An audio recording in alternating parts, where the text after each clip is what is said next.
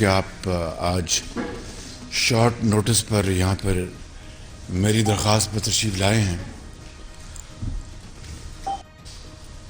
مگر کل اور پرسوں جو بدترین قسم کی جو الزام تراشی کی گئی ہے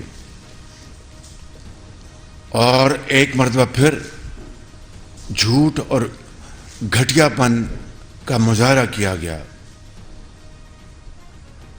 اور یہ کہا گیا کہ اس واقعہ کے پیچھے ایک سازش ہوئی ہے جو کہ وزیر اعظم شہباز شریف، انٹیریئر منسٹر رانا ثناء اللہ اور ادارے کے ایک اہم افسر، تینوں نے مل کے کی ہے۔ یہ ایک بہت افسوسناک بات ہے، گو کہ یہ گھڑی ایسی ہے کہ سخت الفاظ سے پرہیز کرنا چاہیے، لیکن جب قوم کو مسلسل آپ اپنے جھوٹ، اپنی بدنیتی اور گھٹیا پن سے آپ قوم کو بری طرح آپ تباہی کے کنارے لے جانے کی ایک بہت ہی افسوسناک حرکتیں کر رہے ہوں، تو پھر میرا بھی فرض ہے اور ہر اس فرد کا فرض ہے کہ وہ پاکستان کو بچانے کے لیے اپنا مثبت کردار ادا کرے۔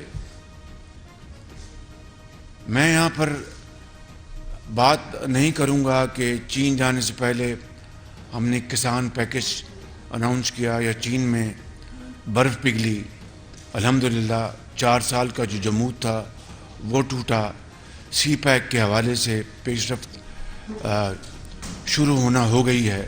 یہ باتیں میں انشاءاللہ پھر کسی اور موقع پہ کروں گا۔ آج میں یہ کہنا چاہتا ہوں کہ اللہ تعالیٰ عمران نیازی اور باقی زخمیوں کو صحت دے، تندرستی دے، لیکن اس کا مطلب یہ نہیں کہ میں یہ مسلسل جو جھوٹ بولا جا رہا ہے، قوم کے ساتھ فراڈ کیا جا رہا ہے اور قوم کو چھلنی کیا جا رہا ہے اپنی بدترین اور گھناؤنی سازشوں سے، حتیٰ کہ ان اداروں کے خلاف بھی۔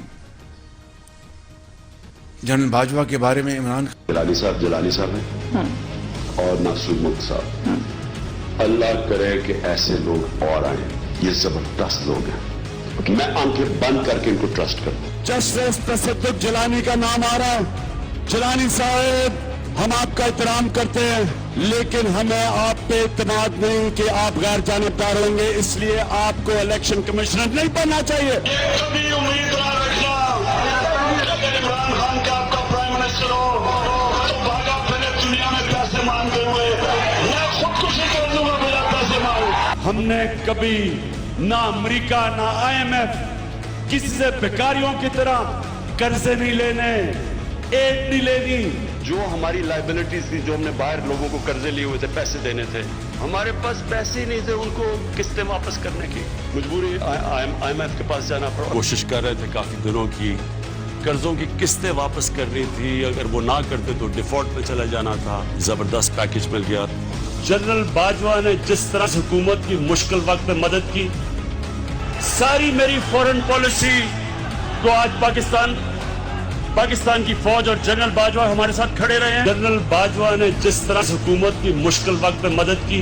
باجوہ ڈاکٹرن جہاں تک مجھے سمجھ آئی ہے وہ یہ کہتے ہیں کہ ہم سپریم کورٹ کے ساتھ کریں، پاکستان کی جمہوریت کے ساتھ کریں۔ ایک اسٹیبلشمنٹ ہوتی ہے جنرل ضیاء کی، ایک ہوتی ہے جنرل مشرف کی، ایک ہے جنرل باجوہ کی۔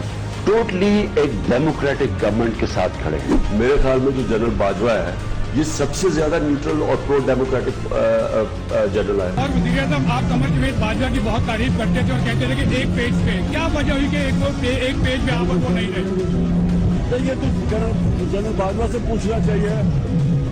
میرے لیے تو صرف ایک ہی چیز کہ وہ کرپشن کو پرانی سمجھنے میں کیسے بند کرتا تھا، وہ احتساب نہیں کرنے کے لیے تیار۔ جانور ہوتا ہے، انسان نیوٹرل نہیں ہوتا۔ جب شیر ایک ہرن کو پکڑ لیتا ہے تو باقی سارے हिरन भाग जाते हैं क्योंकि वो न्यूट्रल हैं। इन्होंने हुकूमत को साजिश के तहत हटाया। इनके साथ शामिल थे यहाँ के मीर जाफर और मीर सादिक। मीर जाफर मुगलों का गवर्नर सिराजुद्दौला था, उसका सिपहसालार था। मैं आज जनरल बाजवा से सवाल पूछता हूं कि क्या फौज का वकार ऊपर जाएगा या नीचे जाएगा? अगर जो